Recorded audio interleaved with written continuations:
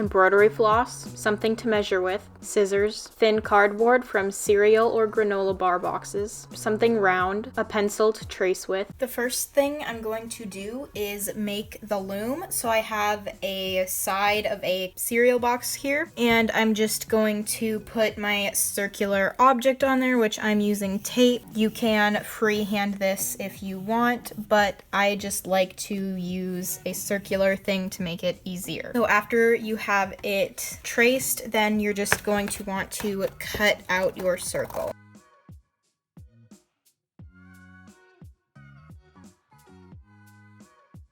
Now that you have your circle cut out, you're going to want to draw 4 straight lines across it like a pizza. You can freehand this as well, but I am going to use a ruler.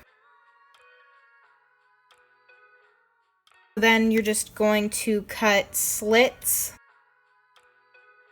like that. You can do them as big or as small as you want. And if these are not even, that is fine. The other loom that I made is very uneven, and it works perfectly.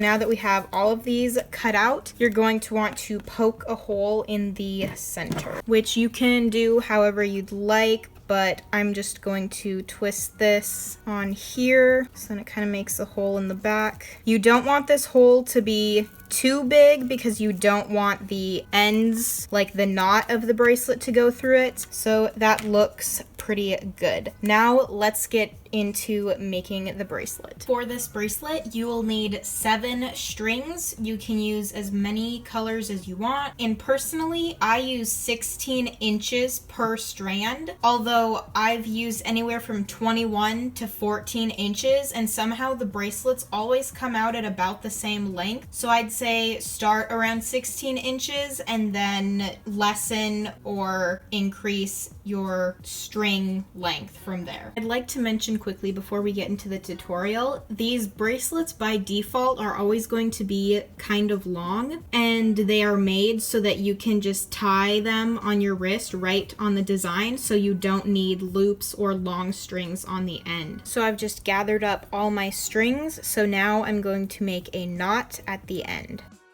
When you are making your knot, you can simply slide this up a bit so that it helps to make the knot form on the ends of your strings better. So I have my strings all gathered up and knotted. Now we're going to put it on the loom. Sorry for these bundles here. I have them there so that I know where to keep my loom to keep it in frame. So to make it easier to get the strings through the loom, I like to just use a safety pin or a needle threader. But if you do not have that, you can just stick the strings directly through the hole in the center, but this makes it a lot easier. So you stick this through the hole, and then you just put your strings through the safety pin, and then pull the safety pin out so that you just have the knot on one side and the strings on the other side. So you're going to flip your loom over and put all of the strings into slots.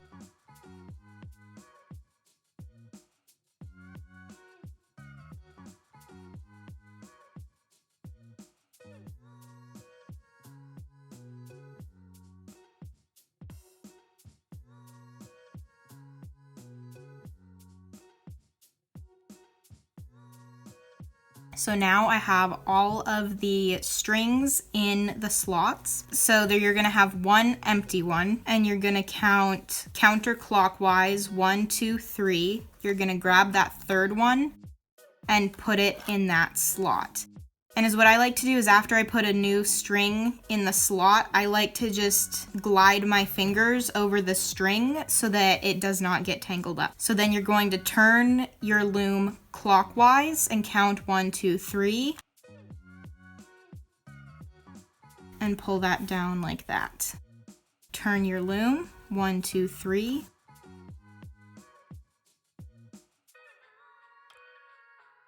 Turn your loom, 1, 2, 3. Turn your loom, 1, 2, 3. Every now and then I like to just brush through the strings with my fingers to keep them untangled.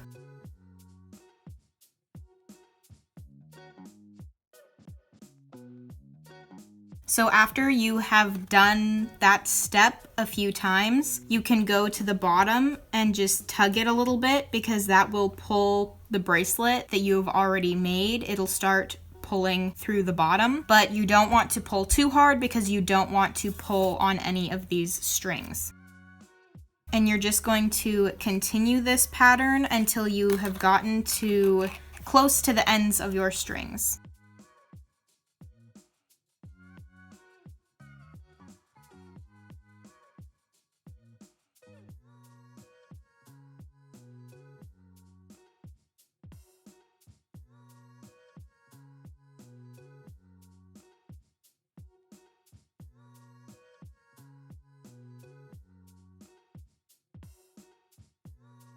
So now I'm done with my bracelet because all of the strings are pretty short. So what I'm going to do is turn this over and grab all of the strings pretty tightly, pretty close to the hole at the bottom, so that none of your bracelet comes undone. And you can just pull it out like that.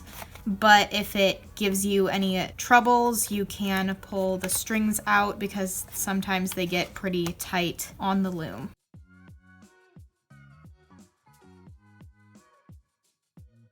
So after you have all of your strings off the loom, you can pull this off and then tie a knot. And then after I have made the knot, I just like to tug on it a little bit because that just tightens up the bracelet, and trim the excess ends.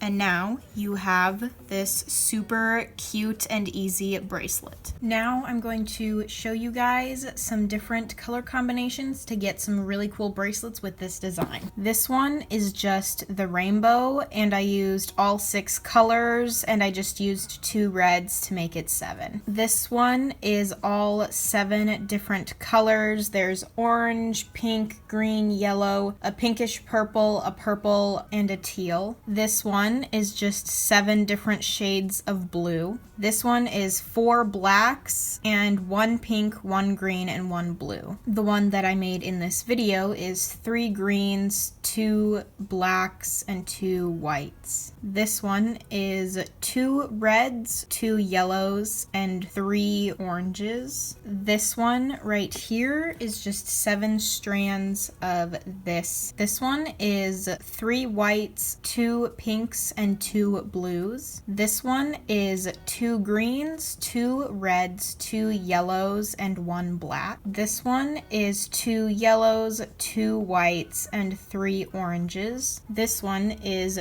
2 blues, 2 yellows, 2 greens, and 1 pink. This one is 2 dark browns, 2 light browns, and 3 lighter browns. And finally, here's one that I am working on, and it is 2 blues, 2 greens, and 3 of those pinkish purple colors. That's it for this video. Make sure to like, comment, and subscribe. Thanks for watching.